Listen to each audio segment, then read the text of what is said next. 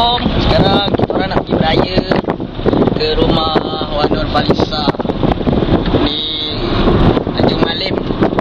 Baru saja tadi kita singgah rumah Wan juga, Wan Munira. Saya di belakang sana kalau nampak ada sebiji kereta Nazira dengan Jijan kat belakang. Depan ni kita ada Asyik, Faiz. Ada kamera. Jadi kita jumpa di Perak 2 jam setengah lagi kot. Macam jauh di Tanjung Malim. Jauh ku menuju jauh semakin jauh, karena kini ku tiada di tempat.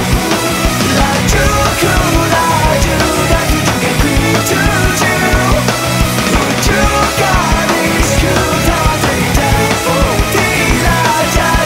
Gerakku berani melawan waktu, aksiku buat lemah jantungmu hingga biar detik terkeluh. Daerah ini telah terbateri dalam murah sendi naluri hati. Okay, kita dah sampai sekarang di Tanjung Malim dan sekarang kita meneruskan untuk mencari rumah Wan Nur Falisa. Jom, follow. Dia. Aku malu. Aku mau berapa? Saya ajak dia tak baik. Aku nak ajak situ. Kalau tak ajak dia kan sentak. Sentak mati aku kat situ. Padahal yang attending 3 orang ke? Memang. Ada maksudnya ni ajak semua kan. Ya. Katanya aku attend je tu ramai sikit. Yang invite dekat 140. Okey tu, mana? Ada Asrat. Okey, lepas ni aku akan apa attending Selalu kan? Selalu kan. Ni. Tapi aku datang, aku ikut Mima. Aduh, penat dah aku cakap ni tu. Tuh, kau rakam tu. Cepatlah cakap. Mana sangat ke rumah Nur Falisa ni? Siapa nak respect? Tak. Aduh. Habis-habis. Menyakat aku tadi. Yang ni, oh yo lagi Wan, apa masalah? Tak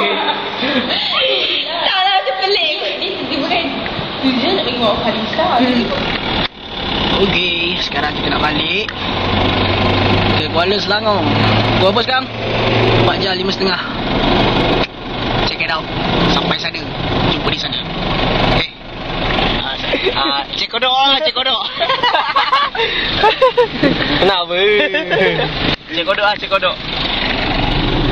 Aduh, kita kat belakang sana. Nampak agak-agak. Cuba zoom.